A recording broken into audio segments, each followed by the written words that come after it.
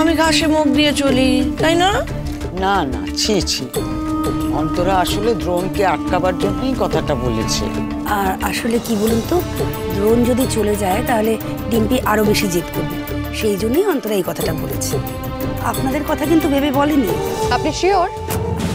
দেখো, আমার যা মনে হলো আমি তাই বললাম। আপনার মনে হওয়াটা না একটু কম হলেই ভালো হয়। এখানে পরিষ্কার করে বোঝা যাচ্ছে যে আমাদের অপমান করা হয়েছে। তোমরা প্লিজ একটু চুপ করবে। আমার এসব অশান্তি ভালো লাগছে না। আমাকে হাজারটা জিনিস নিয়ে ভাবতে হয়। তুমি যেও না বাবা, প্লিজ। ফাইন, আমি যাব না, বাড়িতেই থাকবো।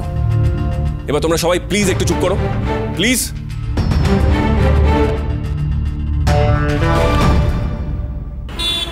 যাক বাবা, সময় মতো এসে গেলাম। সত্যি তুমিও না, বাপের বাড়ি যাওয়ার সময়ও যেমন তারা, ফিরে আসার সময়ও তেমন তারা।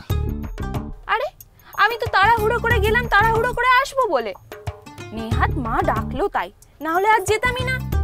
গেলেই যখন কটা দিন থেকে আসতে পারতে তো। ও মা, আজ থেকে গেলে হতো বুঝি? আজ না বাড়িতে পার্টি, তুমি একা আনন্দ করবে আর আমি বাপের বাড়িতে বসে থাকবো, খুব না? তাছাড়া আজ বাড়িতে কত লোকজন আসবে, আমি না গেলে সামলাবে কে? থাক, তোমাকে আর ওই পার্টি নিয়ে লাফাতে হবে না। হয়তো ডিম্পির গানের জন্য পার্টি, ওই পার্টিটুকুই হবে, আর কিছু হবে না। ডিম্পির যা গানের গলা, সিলেক্ট হলে হয়। আরে বাবা, মা সব সময় বলে শুভ শুভ বলতে হয়। সে আমি যাই বলি না কেন, তুমি মিলিয়ে নিও আমার কথা। ডিম্পিও চান্স পাবে না, আর এদিকে তাই নিয়ে অপালা তুল কালাম করবে।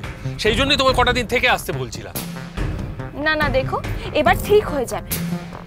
হ্যাঁ সেই, শোনো, তুমি না অপালার সঙ্গে মেশাটা একটু কম, বুঝতে পারছো? ওর সঙ্গে মিশে মিশে না তুমি ওর মতো হয়ে যাচ্ছ।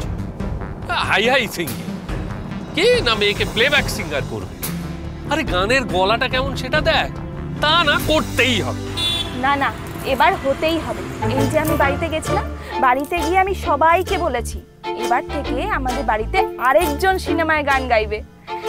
আর যদি টিম্পি পাস না করে, না না, ঠাকুর রক্ষে করো রক্ষে করো, ডিম্পি এবার ঠিক পাস করে যাবে। দেখো, আমি যেমনটা চাইছি তেমনটাই হবে।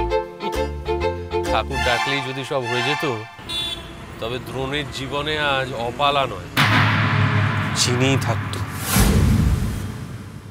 আগের বার একটুর জন্য ডাক্তারবাবুকে হারিয়ে ফেলেছি ঠাকুর, এবার যেন পেয়ে যাই।